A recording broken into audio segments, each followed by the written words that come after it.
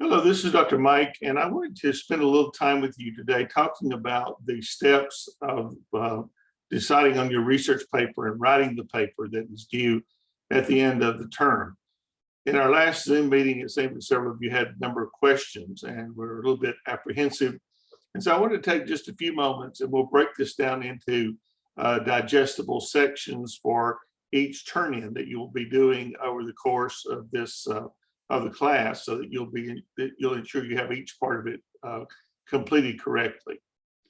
Right at present, I would like to talk to you about how to choose your topic and how to select sources that will be beneficial to the writing of your paper.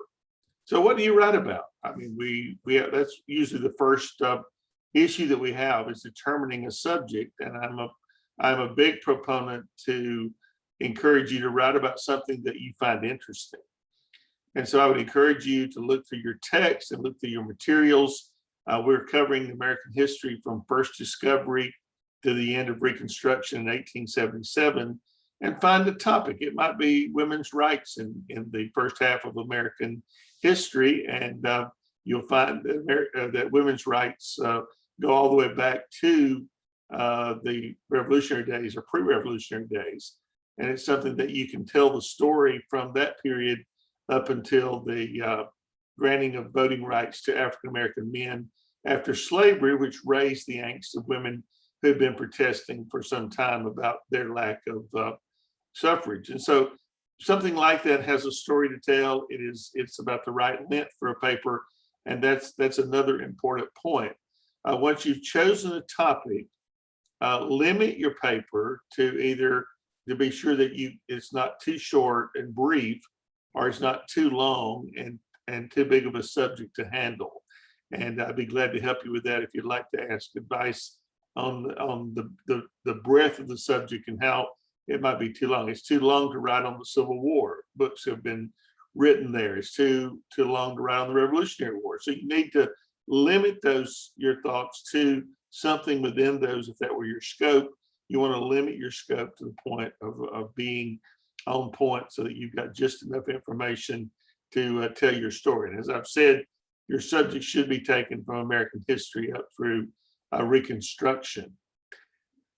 Once you have decided on that, and of course you're going to submit the subject and two sources for my approval, so I will give you feedback on whether I think it's a good topic or a poor topic, whether I think it's too broad or too narrow. You'll also select two sources that represent 5 of the sources that you're required to have for this paper. Let me encourage you to pick your sources carefully. This is not a report like maybe you did in high school, where you take one source, you write the paper from the source, and that probably was not a good practice, because it lends itself so many times to plagiarism and taking other people's ideas and quotes and using them as your own, which we will not do. And so we'll talk about plagiarism in another announcement. But for the present, you want to find 2 really good sources that will help you get on your way. They might be primary sources, which mean they were written during the time that you were writing about, or they might be secondary sources that are written about the time that you're writing about and were written at a later date. Whatever they are, be sure they're good sources. Please refrain from using Wikipedia.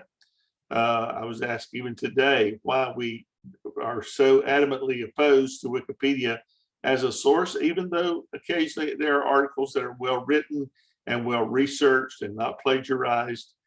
We just can't take the chance, because with Wikipedia, it's an open source and anyone with a logged on can go in and change the details and the facts as they have done before and save that, and that becomes the story Wikipedia is telling. So we don't have the time to filter through all the vast archives of Wikipedia to ensure they're telling the correct version of the story. And so as historians, it's just a good thing to stay away from that.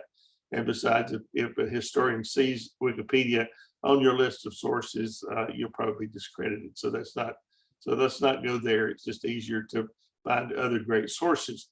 Once you have found those 2 sources that you're going to use, be sure that you put them in correct APA format. If you're not familiar with that or you're not sure, go to the Southern New Hampshire resources and check out the Citing Your Sources area, and it provides some great help for you doing that. Always look at the resources that Southern New Hampshire has for you, including the library. We have some wonderful resources. A great deal of investment has been made to give you the very best tools so that you can do the very best job in your research and therefore increase your education. So I would encourage you, if you have any problems with anything, looking for something, search there first. I'm always glad to help you. Please get in touch with me and ask the questions that you have, and together we will find the answer to those questions. So this is, in a nutshell, how you find your topic. Find a couple of sources that relate to the topic, put those in the correct format. And in this submission, you will be giving me your research topic and 2 sources in APA format, and that will meet the guidelines of this assignment. Thank you.